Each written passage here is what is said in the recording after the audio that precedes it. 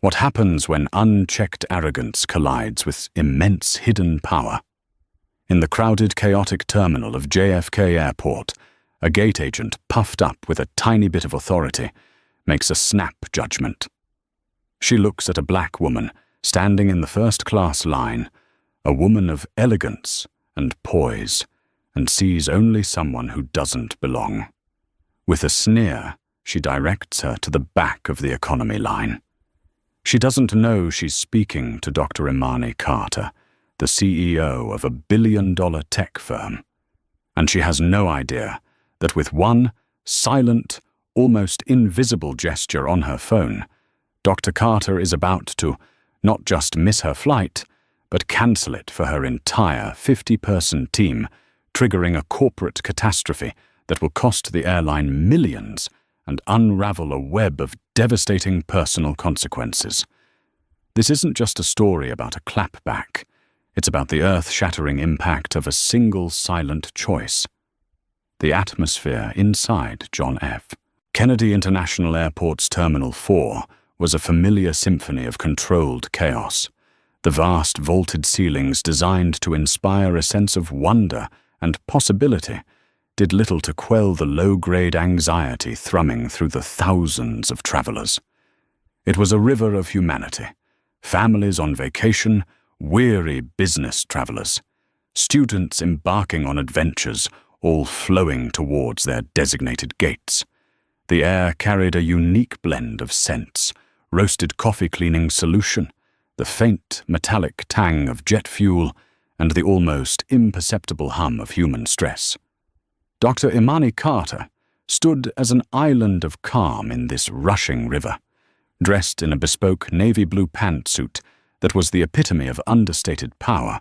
Her posture was impeccable.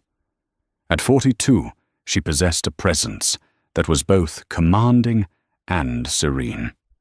Her hair was styled in intricate microlocks, adorned with a few delicate gold cuffs that caught the harsh terminal lighting. Her gaze, sharp and intelligent behind a pair of minimalist glasses, swept over the boarding area for Continental Apex Air Flight 710 to London Heathrow. She wasn't just a passenger. She was the architect of the journey. Imani was the founder and CEO of Auratech Innovations, a company that had skyrocketed from a Silicon Valley startup to a global leader in advanced haptic feedback technology. Their proprietary systems were revolutionizing everything from surgical training simulations to immersive virtual reality experiences. The 50 people scattered around the gate engineers, project managers, and lead designers were her team. They were on their way to the Global Tech Vanguard Summit in London to unveil a groundbreaking new product and finalize a partnership with Neuralink Dynamics, a European behemoth in the medical technology sector. This deal was the culmination of 2 years of relentless work and was poised to triple Auratech's valuation overnight. The stakes were astronomical. Her chief operating officer, David Chen, a man whose calm demeanor masked a fiercely brilliant logistical mind, gave her a subtle nod from across the seating area. He had just finished his final headcount. All 50 team members were present, their tickets, all 50 of them, in first, and business class a non-negotiable perk Imani insisted upon for major international projects were confirmed. Everything was proceeding according to the meticulous plan. Imani felt a familiar flicker of pride. She had built Auratech from the ground up, fueled by coffee sheer force of will and an unshakable belief in her vision. She remembered the early days, begging for venture capital, facing down boards of skeptical, predominantly white male investors who couldn't see past her race and gender to the genius of her patents. She had fought for every inch of her success, and she fiercely protected the team that had helped her achieve it. Treating them well wasn't just good policy. It was a moral imperative. The boarding announcement for Flight 710 crackled to life. We are now pleased to begin boarding for Continental Apex Air Flight 710, with service to London Heathrow. We would like to invite our first-class passengers along with our Apex Diamond and Platinum members to board at this time through the priority lane. Imani picked up her sleek leather briefcase and her carry-on, a modest but expensive piece of luggage, and moved toward the priority lane. Several of her senior staff, who were also ticketed for the front cabin, began to follow suit. The rest of the team knew the drill they would board with their respective business class zones. The gate was managed by 2 agents. One was a young man, polite and efficient, scanning passports with a practiced rhythm. The other was a woman in her late 40s, whose name tag read Cynthia Vance. Cynthia had a pinched expression, as if she'd just tasted something sour. Her blonde hair was pulled back in a severe bun, and her eyes, a flat shade of blue, seemed to scan the line, not for passengers, but for discrepancies.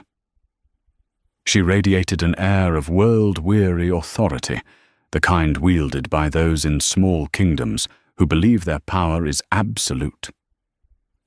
As Imani approached, Cynthia's eyes locked onto her. She bypassed the white businessman in front of Imani with a cursory glance at his ticket, but her gaze lingered on Imani, traveling from her face down to her shoes and back up again. It was a look Imani knew well. It was the look of assessment, of categorization, of a mind working through a checklist of stereotypes and assumptions. "Good morning," Imani said, her voice even and pleasant, holding out her passport and first-class boarding pass. Cynthia Vance ignored the greeting. She didn't even look at the documents in Imani's hand. Instead, she gestured with a flick of her wrist toward the much longer snaking line next to them. "The economy line is over there, ma'am," she said. Her voice wasn't overtly hostile, but it was laden with a thick, patronizing condescension. The ma'am was not a sign of respect, but a verbal pat on the head.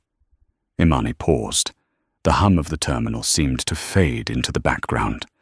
For a brief second, she felt a flash of hot anger, the familiar sting of being misjudged and diminished. She had dealt with this her entire life, in academia, in boardrooms, and now apparently at an airport gate.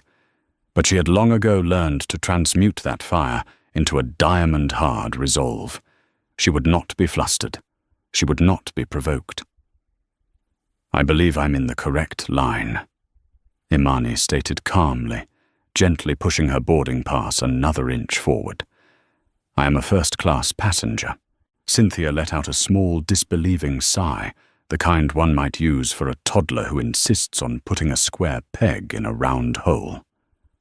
"Lots of people believe they're in the right line," she said, a smirk playing on her lips. "The priority lane is for first-class and high-tier status members only. The general boarding line is on the right." She still had not looked at the ticket. Her decision was made, her reality constructed. In her mind, the woman standing before her simply did not fit the profile of a first-class passenger. The suit, the poise, the expensive luggage, Cynthia's prejudice filtered it all out, leaving only the color of Imani's skin as the determining factor. Behind Imani, David Chen's face tightened. 2 of her other executives, a sharp-witted lawyer named Sophia and a brilliant engineer named Ben, exchanged looks of disbelief. They started to take a step forward, ready to intervene. Imani, without turning, made a minuscule, almost imperceptible gesture, with her free hand a slight downward press. "Stand down, let me handle this." They immediately halted. They trusted their CEO implicitly. "Perhaps," Imani suggested, her voice dropping a fraction, losing its warmth and taking on a polished, steely edge, "you could do me the courtesy of looking at my boarding pass. It might clear up your confusion." The directness of the challenge seemed to startle Cynthia. Her smirk faltered for a second. With an exaggerated theatrical huff, she snatched the boarding pass from Imani's hand. Her eyes scanned the paper. She saw the name Dr. Imani Carter. She saw the seat assignment 1A. She saw the fare class first. For a moment she was silent, A flicker of something surprise embarrassment crossed her face, but it was instantly smothered by a fresh wave of defensive arrogance. She couldn't possibly admit her error. That would be a surrender of her gate-side throne. So she doubled down. She handed the ticket back, not meeting Imani's eyes. "My mistake. We've had a lot of people trying to get on early today. System's been glitchy." "You can go ahead." She mumbled, her tone still grudging, as if she were granting a favor rather than performing her basic duty. There was no apology, no acknowledgement of her blatant prejudice. Imani stood her ground. She hadn't moved. The line behind her was beginning to back up. The polite young agent was looking over a concerned expression on his face. "A glitchy system," Imani repeated softly, the question hanging in the air like a shard of ice. "Is that what we're calling it?" Cynthia's face hardened. "Do you want to board the plane or not?" She snapped her voice now, sharp and impatient. "You're holding up the line." It was in that moment that a decision crystallized in Imani's mind. This was no longer about a flight. It wasn't about getting to London on time. It was about a principle. It was about the dozens of similar smaller slights she and her team had endured over the years. It was for every time one of her brilliant black engineers was mistaken for a janitor at a conference, for every time David was complimented on his excellent English, for every time a venture capitalist had asked who the real CEO was. Her company Auratech wasn't just a business. It was a statement. It was proof that excellence had no color, no gender, no predetermined profile. And the woman standing before her with her petty tyranny and casual bigotry had just insulted the very foundation upon which Auratech was built. She would not board this plane. More than that, Auratech would not board this plane. The multi-million-dollar deal could wait. True power wasn't just about having a seat in first class.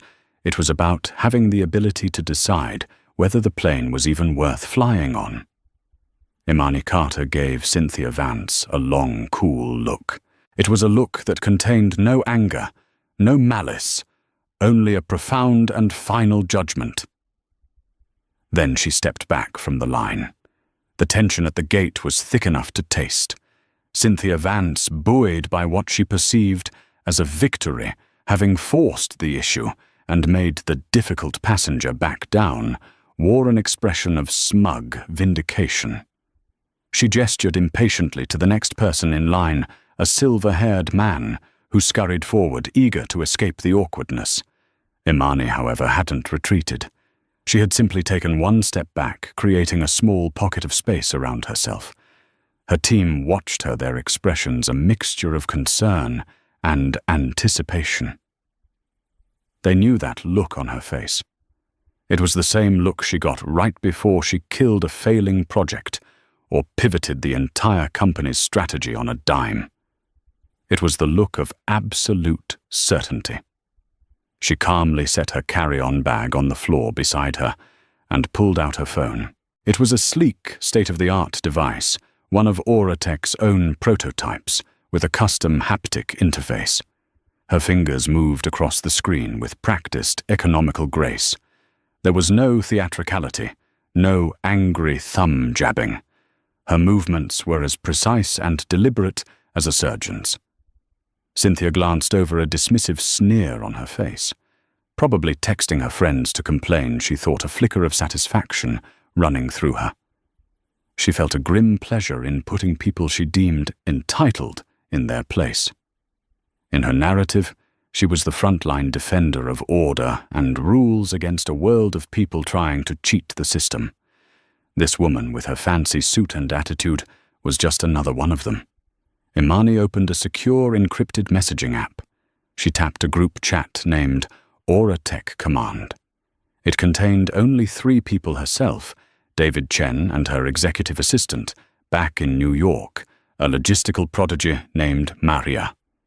She typed a short, clear message. Imani, all personnel.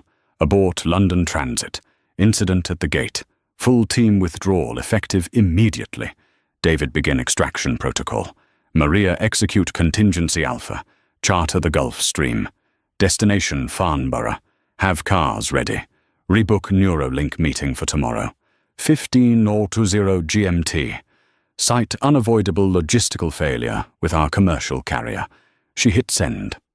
The message was delivered in an instant. The action took less than 15 seconds. It was a silent digital detonation. Across the seating area, David Chen's phone buzzed in his pocket. He pulled it out, read the message, and his eyes widened slightly. He looked at Imani, who met his gaze with a steady, resolute expression. He gave a single, sharp nod. The order was given. The order would be executed. He immediately stood up. "Auratech team," he said, his voice calm, but carrying an authority that cut through the terminal noise. "Change of plans, grab your bags. We're leaving. Now." The effect was instantaneous and baffling to onlookers.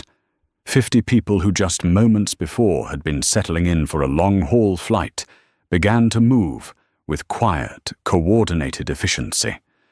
Laptops were snapped shut, bags were zipped, and conversations were cut short. There was no panic, no shouting, just a smooth, disciplined exodus. They moved like a well-drilled unit, because in many ways they were. They trusted their leadership. If Imani and David said, "Move," they moved. Sophia and Ben, who had witnessed the exchange up close, were the first to reach Imani's side. "Are you all right?" Sophia asked, her voice low and laced with concern.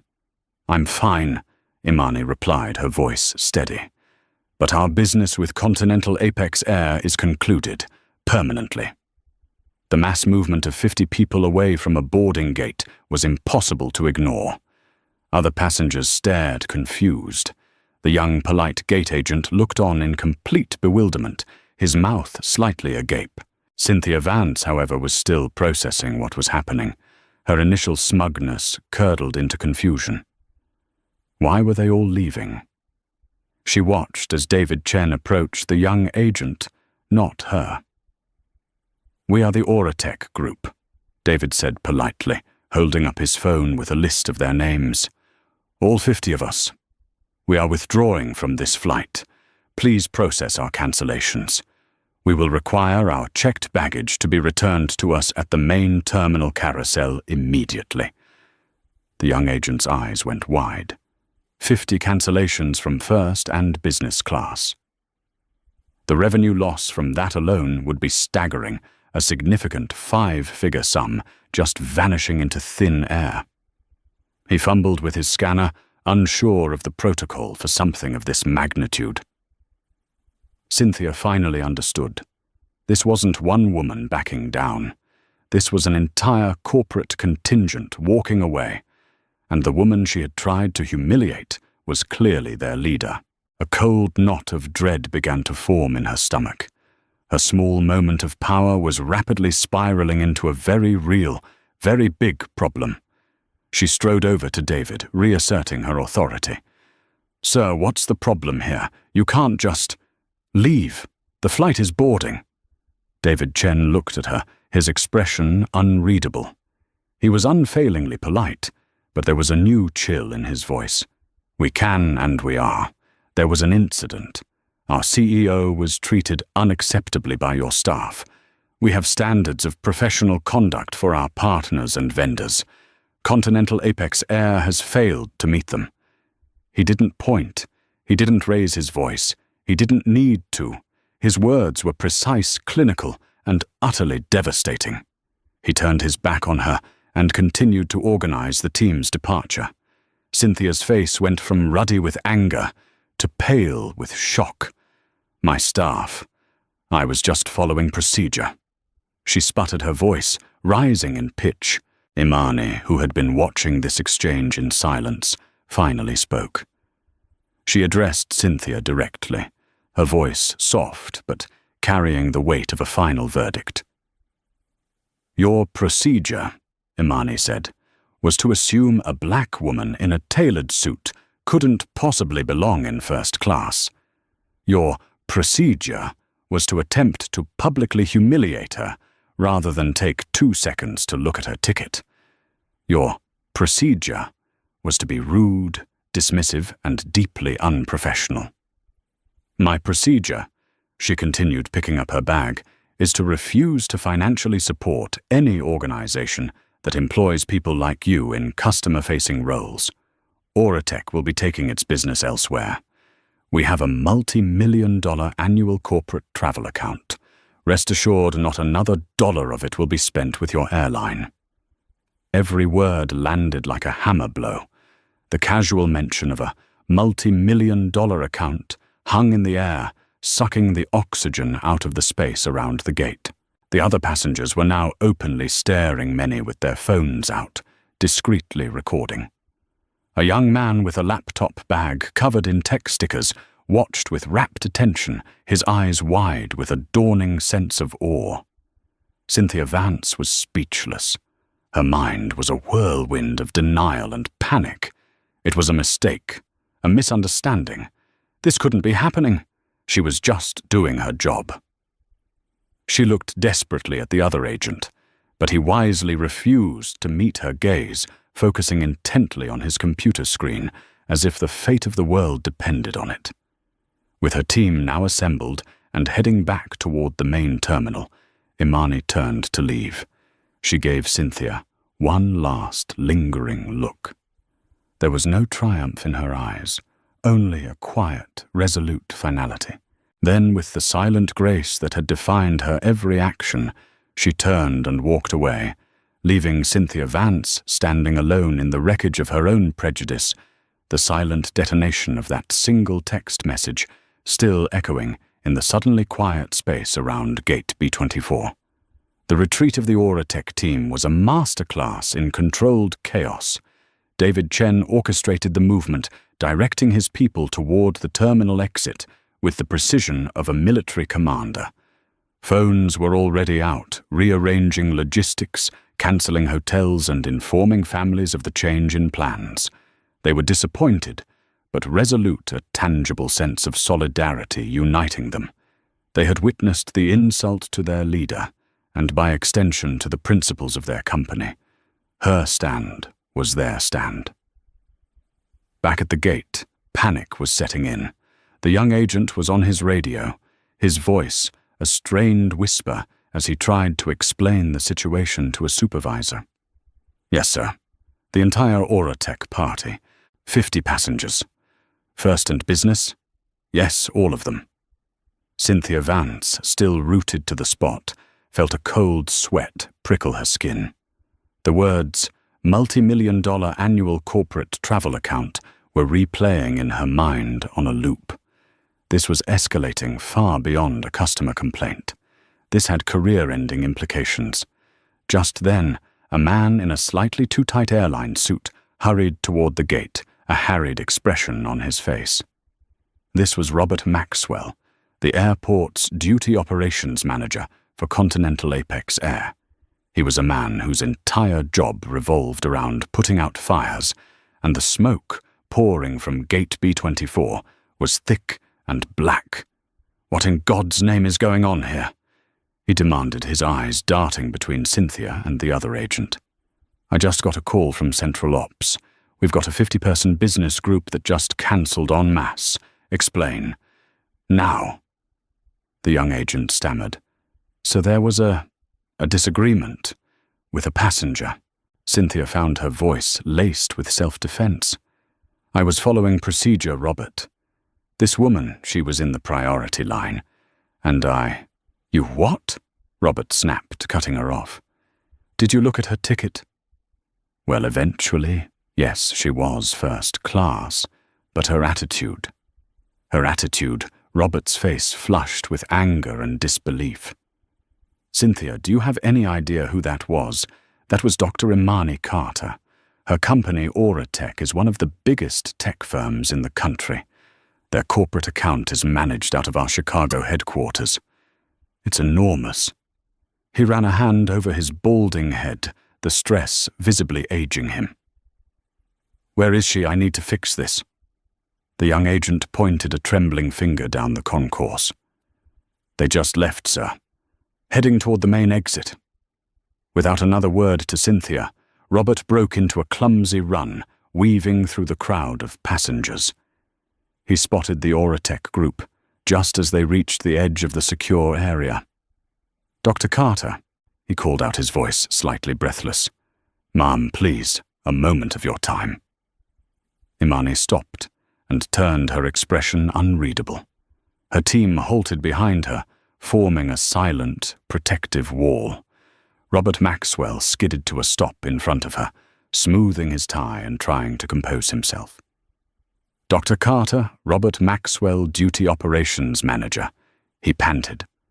"On behalf of Continental Apex Air, I want to offer my sincerest, most profound apologies for any misunderstanding that may have occurred at the gate." He produced a practiced, sympathetic smile. It was the smile of a man trained in de-escalation, designed to soothe the ruffled feathers with a veneer of corporate contrition. Imani's gaze was unwavering. "Mr. Maxwell, there was no misunderstanding. Your gate agent was explicitly and deliberately discriminatory." She refused to believe a black woman could be a first-class passenger. "That isn't a misunderstanding. It is a clear statement of prejudice." Robert's smile faltered. This wasn't going to be a simple, "we're sorry, here's a voucher" situation. "I assure you, Dr. Carter, that is not what our airline stands for. The agent in question, she's a veteran employee, perhaps a bit overzealous in enforcing the rules, but I'm sure she meant no personal offense." It was the worst possible thing he could have said. It was an excuse, a defense of the indefensible. Meant no personal offense. Imani's voice was still quiet, but it now held a dangerous undercurrent. "Mr. Maxwell, do you think racism is only a problem when it's personal? Your agent's bias is a systemic issue, one you are now attempting to minimize with corporate platitudes. She didn't see me a paying customer. She saw a stereotype. And your first instinct is to defend her, not to address the egregious behavior. That tells me everything I need to know about your company's culture." David Chen stepped forward slightly. "Mr. Maxwell, we have 50 employees here. We were on our way to London to close a deal worth over $200 million to our company. The success of that deal relies on our team being focused, respected, and secure. This incident has demonstrated that we can't rely on your airline for even the most basic level of professional courtesy. The risk of entrusting our people and our business to your service is now, in our assessment, unacceptably high." Robert's face went pale. The number 200 million hung in the air, eclipsing even Imani's earlier mention of their travel account. "Please," he pleaded, his professional demeanor cracking. "Let's not be hasty. I will personally escort you and your entire team onto the plane. I will guarantee you the most comfortable flight possible. We will open an immediate formal investigation into the agent's conduct. We'll fire her if that's what it takes. Just please don't do this." Imani gave a small, sad shake of her head. "Mr. Maxwell, this is no longer a negotiation. You seem to think this is about my personal comfort. It's not. It's about the integrity of my company and the well-being of my employees. Firing one agent now under duress is a bandage on a festering wound. It doesn't solve the problem. It just hides the symptom. The problem is a culture that allowed her to feel comfortable acting that way in the first place, and a management that excuses it as overzealousness." She glanced at her phone. "Our new travel arrangements have been made. Our baggage is being offloaded. We will send you a bill for the associated costs of this disruption. Goodbye, Mr. Maxwell." She turned, and this time there was no stopping her. The entire Auratech team moved as one, a silent tide flowing out of the terminal, leaving the duty manager standing alone, the magnitude of the disaster finally crashing down upon him.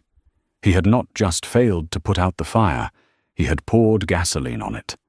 Back at the gate, Cynthia watched him trudge back, his face ashen. He walked right past her, picked up the radio, and spoke in a low, grim voice. "Security to gate B24. Escort Ms. Vance to the operations office. Her credentials are to be suspended effective immediately." Cynthia's world tilted on its axis. "Robert, wait!" she cried out. "You can't do this. It was a mistake." He finally turned to look at her, and his eyes were devoid of any sympathy. "You didn't just make a mistake, Cynthia," he said, his voice cold with fury. "You just cost us the Auratech account. You probably cost us a hell of a lot more than that. You're done." The aftershock of Imani's silent gesture was no longer a tremor. It was a full-blown earthquake, and the ground was just beginning to crack open beneath continental apex air. The story didn't stay within the sterile confines of JFK for long. In the age of social media, secrets have the lifespan of a mayfly. Lucas Peterson, the young tech student who had been watching the entire drama unfold, was already typing furiously on his phone before Imani's team had even cleared security. He hadn't recorded a video, he felt that would be an invasion, but he had absorbed every word, every gesture. He was a huge admirer of Dr. Imani Carter, having followed Auratech's rise for a class project. Seeing his idol in person, and then witnessing that raw, powerful display of principle, had left him buzzing with adrenaline. He posted a detailed account of the incident on X, formerly Twitter and LinkedIn, tagging both Auratech and continental apex air. He didn't use inflammatory language. He simply reported what he saw and heard: the gate agent's condescending dismissal, Dr. Carter's calm and steely response, the quiet efficiency of her team's withdrawal, and the duty manager's failed attempt at an apology. He ended his post with a simple line: "Today, I saw what true leadership looks like. It's not about shouting the loudest. It's about the quiet, unshakable power of your convictions. Auratech doesn't just build the future, they live by it. Continental Apex Air has a lot to answer for." The posts exploded. Within an hour, it had been retweeted thousands of times. Tech journalists, diversity and inclusion advocates, and business leaders picked it up. The hashtags Auratech and Flying While Black started trending. Lucas's eyewitness account, because of its measured tone and detailed accuracy, was seen as highly credible. The story was compelling David versus Goliath, except David was a black female CEO, and Goliath was a multi-billion-dollar airline corporation. By the time Imani and her team were settling into a private lounge at a nearby executive airfield, waiting for their chartered Gulfstream G650, the story was the lead item on several major news websites. Continental Apex Air's social media channels were being inundated with furious comments. Their stock, which had been stable at the market's open, began to show a noticeable dip. The ripples reached far beyond public perception.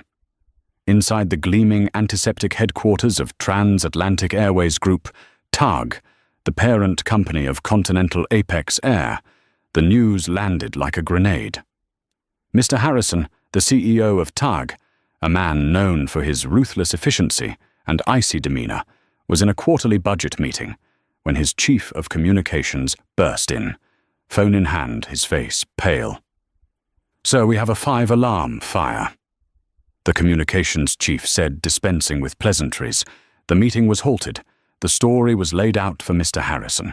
His initial reaction was one of intense anger directed at the incompetence at JFK. One gate agent, one manager, and they couldn't contain this, fire them both. Issue a public apology and offer the company 1 million frequent flyer miles. Make it go away. "It's not that simple, sir," the comms chief replied, swallowing hard. "There's a complication, a very large one." He slid a tablet across the polished mahogany table. "It's about the deal Auratech was flying to London to sign." Mr. Harrison looked at the screen. It was an internal briefing document. Their partnership is with Neurolink Dynamics, the chief explained. The name hit Harrison like a physical blow. He didn't need to read any further. Neurolink, he whispered, the color draining from his face.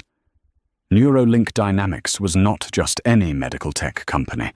They were a key strategic partner for TAG's burgeoning and highly profitable air freight division. TAG had just signed a massive exclusive 10-year contract worth an estimated $500 million to be the sole global carrier for Neurolink's sensitive high-value medical hardware.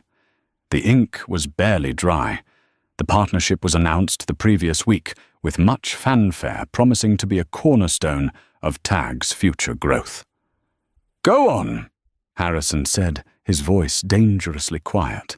"Neurolink's next-generation surgical simulators, the ones our new freight contract is built around, require a new haptic feedback system to function, a system that provides realistic tactile sensations for training surgeons. According to our intel, there's only one company in the world that makes a system that meets Neurolink's rigorous specifications." A dreadful silence filled the boardroom. Auratech Innovations. Harrison finished the name, now tasting like ash in his mouth. The communications chief nodded grimly. Dr. Carter wasn't just flying to London to sign a deal for her company. She was flying to complete the final piece of our $500 million puzzle. If Auratech pulls out of their deal with Neurolink because of what happened today, Neurolink's new product line is dead in the water, and their C-suite is going to want to know why their exclusive air freight partner just torpedoed their flagship product launch through sheer unadulterated incompetence. The scale of the catastrophe was now terrifyingly clear. This was no longer about a lost corporate travel account. It was no longer about a PR nightmare. The stupid, prejudiced actions of a single gate agent at JFK had jeopardized a contract that was fundamental to the parent company's 10-year strategic plan. The financial fallout wouldn't be measured in thousands or even a few million. It could be a $100 million chain reaction implosion. Mr. Harrison stood up, his face a mask of cold fury. The quiet, calm power of Dr. Imani Carter's silent gesture had reached all the way to his C-suite, and it was now threatening to bring the whole house down. "Get me Robert Maxwell from JFK on the line." "Now," he commanded. Then he looked at his assistant. "And get me a phone number for Dr. Imani Carter. Don't tell me you can't find it. I don't care if you have to call the president. Get it." The reverberations were becoming a tidal wave. Cynthia Vance sat in a sterile, windowless office in the airport's administrative wing. For 2 hours she had been left alone with a cup of cold coffee and the echoing words of Robert Maxwell. Her security badge and company ID lay on the table in front of her, inert pieces of plastic that had until this morning defined a large part of her identity. For 22 years she had been Cynthia Vance, employee of Continental Apex Air. Now she was just Cynthia. Her mind replayed the incident in a torturous loop. In her version, she was still the victim. The woman Dr. Carter had been haughty. She had an air about her. Cynthia had simply been enforcing the rules, trying to keep the line moving. It wasn't about race. It was about procedure. She clung to this narrative like a life raft in a churning sea of panic. But a small, treacherous part of her mind kept showing her the facts. She hadn't asked to see the ticket. She had made an assumption based on what the woman was black. That was it. That was the beginning and the end of her calculation.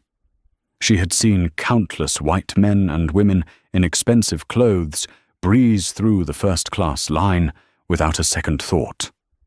But this woman had triggered something in her, a deep-seated, unexamined prejudice that had lashed out on instinct. Her phone buzzed. It was a text from her sister. "Cindy, are you okay? Turn on the news." With trembling hands, she pulled up a news app. The headline was stark. Tech CEO Dr. Imani Carter pulls team from flight after alleged racial profiling by airline staff. Her heart hammered against her ribs. They were talking about her. The whole world was talking about her. The article contained quotes from Lucas Peterson's viral post. It mentioned the immediate grounding of her 50-person team and the cancellation of a major international partnership meeting. Then a new alert popped up, a statement from Transatlantic Airways Group. TAG and its subsidiary Continental Apex Air have been made aware of a deeply disturbing incident at JFK today. The alleged behavior is unacceptable and runs contrary to our core values of respect and inclusion. A full and swift investigation is underway. The employee in question has been suspended without pay, pending the results of this investigation. We are making every attempt to reach out to Dr. Carter and the team at Auratech to apologize directly and make this right. Suspended without pay. The words were cold and final. Her life raft was sinking. Just then the door opened. Robert Maxwell entered, followed by two stern-looking individuals in corporate suits she didn't recognize. They were from TAG headquarters. The reckoning had arrived. The investigation was brutal and efficient. They didn't ask about her feelings or her intentions. They asked about her actions. "Miss Vance, did you ask to see Dr. Carter's boarding pass before directing her to the economy line? One of the suits asked, his voice flat. "No, but—" "Yes or no, Miss Vance?" "No." "So you made an assumption about her eligibility for priority boarding without looking at her official documentation?" I thought. "What was this assumption based on, Miss Vance?" the second suit pressed. Cynthia was silent. What could she say? She didn't look like the other first-class passengers. The bigotry inherent in that thought was suddenly sickeningly clear even to her. I made a mistake," she whispered. The interrogation continued, stripping away every layer of her self-defense until she was left exposed and humiliated. At the end, the first suit slid a piece of paper across the table. It was a termination agreement. "Your employment with Continental Apex Air is terminated effective immediately for gross misconduct and a violation of the company's anti-discrimination policies," he stated. "Sign here." As she stared at the paper, her world collapsing, her phone buzzed again. It was a reminder notification from her calendar. Appointment, Dr. Edwards, Adam's neuroscan results. A wave of nausea washed over her. Her son, Adam. He was 14, and for the past year, he had been battling a rare degenerative neurological condition that was slowly affecting his motor control. Local doctors were stumped. They had finally been referred to a specialist in Boston, Dr. Edwards, who was part of a trial program for a new diagnostic technology. The results were due today. It was the one thread of hope she had been clinging to for months.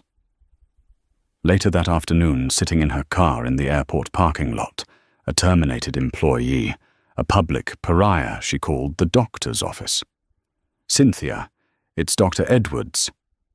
The kind voice on the other end said, "I have the results of Adam's scans.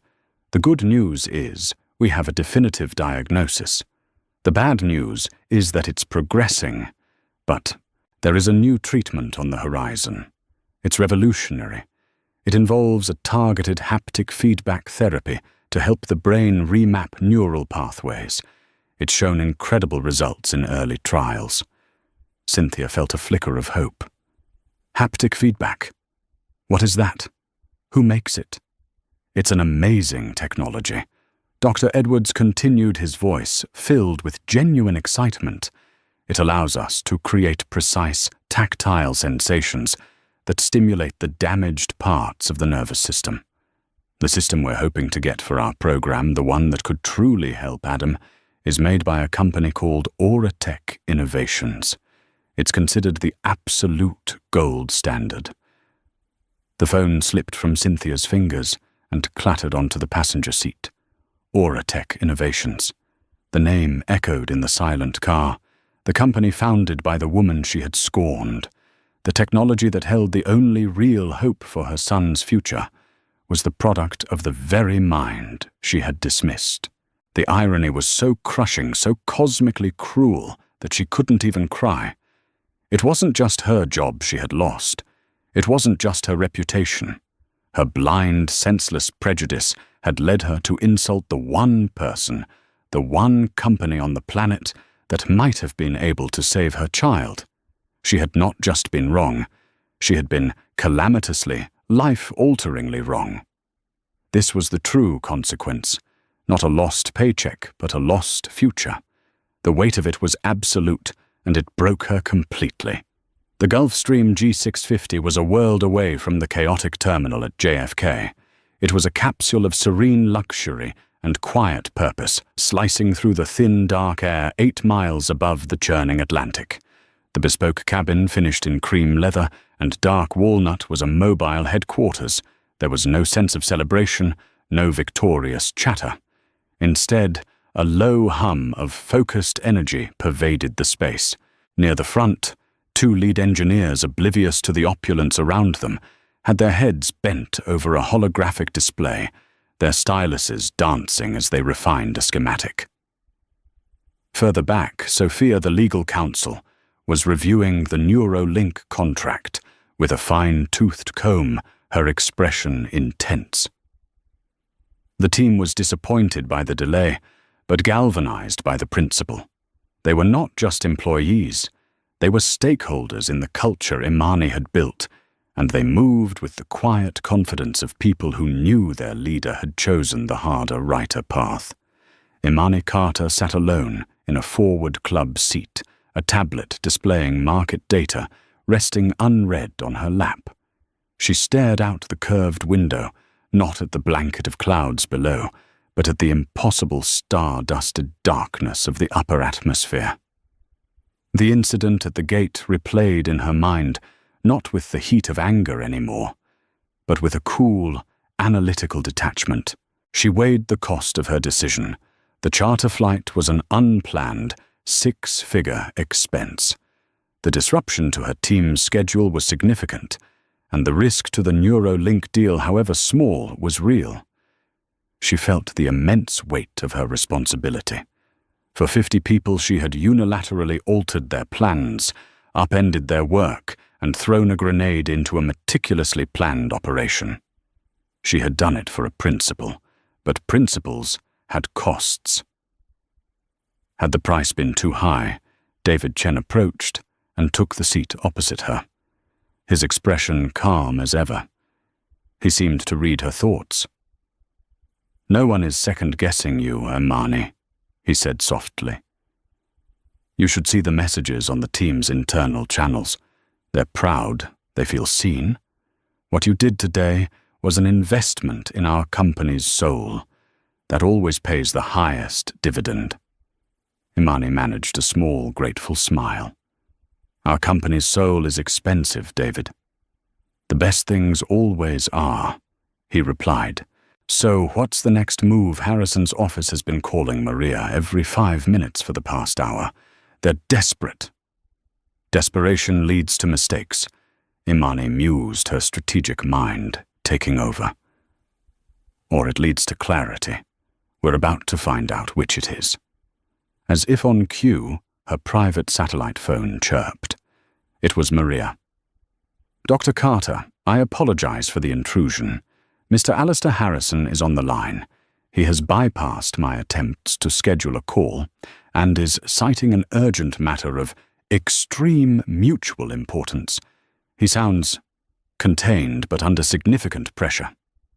Imani paused, considering her options. She held all the cards.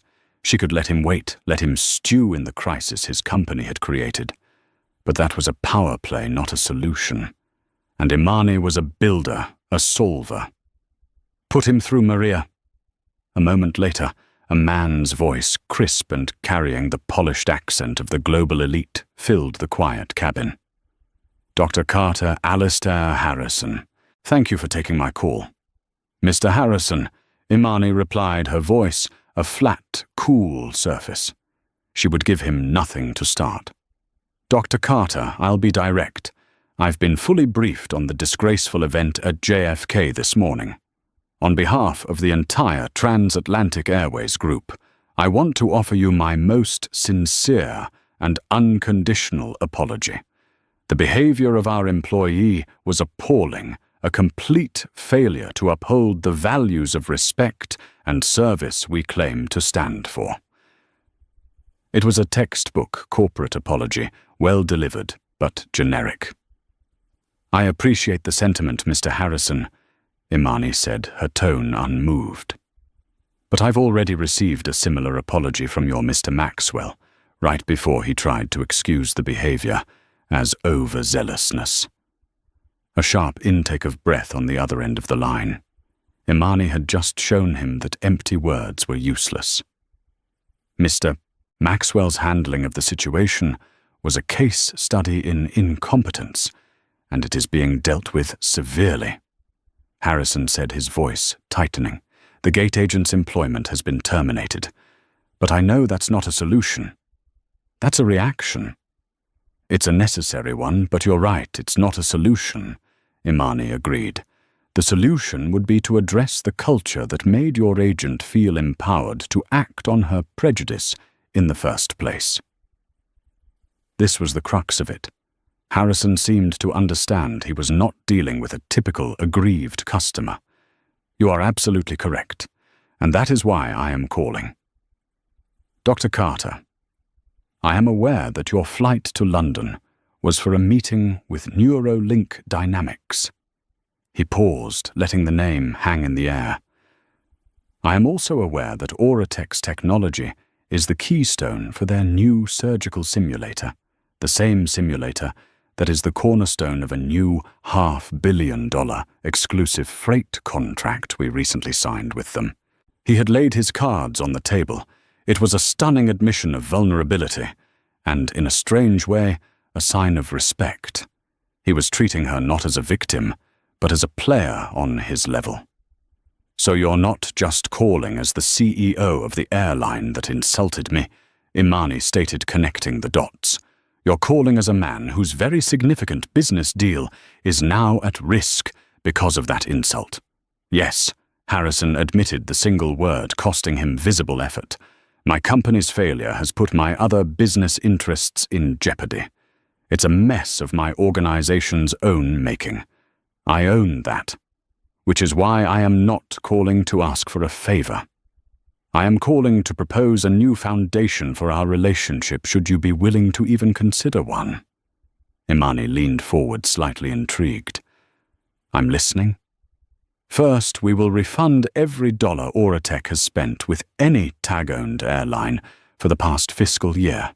Second, we will cover all costs associated with this disruption, including the charter of your current flight. Third, and most importantly, I am personally committing $10 million to fund a complete overhaul of our diversity, equity, and inclusion training for all 60,000 of our global customer-facing employees, and I want Auratech to be a paid consultant in the selection of the firm that will design and implement that program. I want your standards to become our standards." It was an immense, concrete, and systemic proposal. It went far beyond what she expected. "Who would have oversight?" Imani pressed, testing him. "How would you measure success? A $10 million program is just a PR stunt if it doesn't lead to verifiable change." "An independent board," Harrison countered immediately, "with a seat for a representative of your choosing. We'll establish metrics based on independent audits and customer feedback. We will be transparent. We will make the results public for better or for worse. We have to be better. You've shown me that in the most painful way possible." Imani was silent for a long moment. This was what real change looked like. Not an angry tweet or a lawsuit, but a fundamental shift in corporate policy, bought and paid for by the company's own failure. "Send me the proposal in writing, Mr. Harrison," she said finally. "Every detail. I will review it after my business in London is concluded. That is all I can promise you right now." "Thank you, Dr. Carter," he said, the relief in his voice palpable. "That is more than I deserve." The call ended. David looked at her, his eyebrows raised. "That," he said, "was a masterclass. You didn't just get an apology. You got a budget and a seat at the table." "Progress, David," Imani said, a flicker of satisfaction in her eyes. "That's the only victory that matters." 2 days later, Imani stood at the floor-to-ceiling window of her suite at the Corinthia, looking out over the Thames. The meeting with Neuralink had been a resounding success. Their CEO, Dr. Anya Sharma, had greeted her with a warm embrace. "I heard what happened, Imani," she'd said. "What you did took courage. It's the same courage we see in your company's technology. We are proud to be your partner." The deal was signed, the future secured. Her phone chimed with an incoming, encrypted file from a trusted information source she occasionally used for deep-level corporate due diligence. The file was labeled JFK Incident Follow-Up. She opened it, scanning the dry factual report of the firings, the corporate scrambling the internal memos. And then she came to a small, human interest addendum. It was a brief profile of Cynthia Vance. It detailed her 22 years of service, her modest life in Queens, and a single devastating detail. Her 14-year-old son, Adam, was suffering from a rare neurological disorder. The report named the condition and the specialist in Boston overseeing his case, and noted that the boy's only hope for a functional recovery was a new experimental therapy. A therapy that relied on a state-of-the-art haptic feedback system. The system made by Auratech Innovations. Imani read the paragraph again, and then a third time. The city lights of London blurred. The cosmic, crushing irony of it was suffocating. She pictured the woman's face, pinched with bitterness and misplaced authority. She pictured that same woman sitting in a doctor's office, hearing that the only hope for her child was being produced by the very company, the very person she had so casually and hatefully dismissed. There was no triumph in this knowledge. There was no feeling of righteous vindication. There was only a profound, hollow sadness. A woman's prejudice, a poison she had carried for years, had not only cost her a job, but it had also, in a way, targeted her own son. She walked over to the desk and called David in the adjacent suite. When he arrived, she simply handed him the tablet. He read it, and his normally stoic face fell. "My God," he whispered. "To be so consumed by hate, you end up standing in the way of a miracle for your own child." He looked at Imani. "It's a tragic story. But it's her story, Imani." She made her bed. "Did her son?" Imani asked quietly. "He's 14, David. He didn't do anything. He's just sick. And the purpose of our work, the reason we push so hard and build these impossible things, is to help people. It's to give a surgeon a steadier hand, a pilot a better feel for their plane, and maybe to give a sick kid a chance to get better. We can't let her bigotry become a barrier to our own mission." David understood immediately. He saw the path she was paving. "What are you going to do?" "I'm going to do what a builder does," she said. "I'm going to build a bridge." Her first call was to Boston. She got Dr. Edwards on the line, introduced herself, and listened as he spoke with passion about his research. Then she made her offer. "Doctor, as part of our new Auratech Cares initiative, we are donating 3 of our new Neurohaptic 7 systems to your hospital's research program. We will also provide an on-site technician for 6 months to ensure seamless integration. We believe in your work, The doctor was left speechless, stammering his thanks. Her second call was to Oratech's chief financial officer. Her instructions were precise. You will work with the Children's Neurological Health Foundation of New York. You are to create a new fully endowed grant. It will be named the Anonymous Pioneer Grant. Its purpose is to fully fund all treatment, travel, and accommodation costs for one patient and their guardian to participate in Dr. Edward's Boston program. The first recipient of this grant will be a 14-year-old boy from Queens named Adam Vance. My name, or the name Oratech, is to never be associated with it. Is that perfectly clear? It was. When the calls were done, Imani went back to the window. The vast, sprawling city below was a web of interconnected lights and lives. She had arrived in London, having performed one silent gesture of immense power, cancelling a flight with a single message, tearing down a wall of disrespect. Now she had performed another. A quiet, anonymous act of grace that would open a door, build a bridge, and offer a new flight path toward healing. One gesture was for her dignity. This one was for her soul. This story reveals a powerful truth. True strength isn't found in the volume of your voice, but in the conviction of your actions. Doctor, Imani Carter's silent gesture did more than cancel a flight. It sent a shock-wave through a corporate giant, forcing it to confront a prejudice it preferred to ignore. But the story doesn't end with retribution. It ends with a quiet act of immense grace, proving that the ultimate power is the ability to rise above the very ignorance that sought to diminish you. It's a stark reminder that our biases have real-world consequences, sometimes in ways we can never imagine. If this story of principal power and profound grace resonated with you, please hit that like button and share it with someone who needs to hear it. Don't forget to subscribe and turn on notifications so you won't miss our next story about the moments that define us. What did you think of Dr. Carter's final decision? Let us know in the comments below.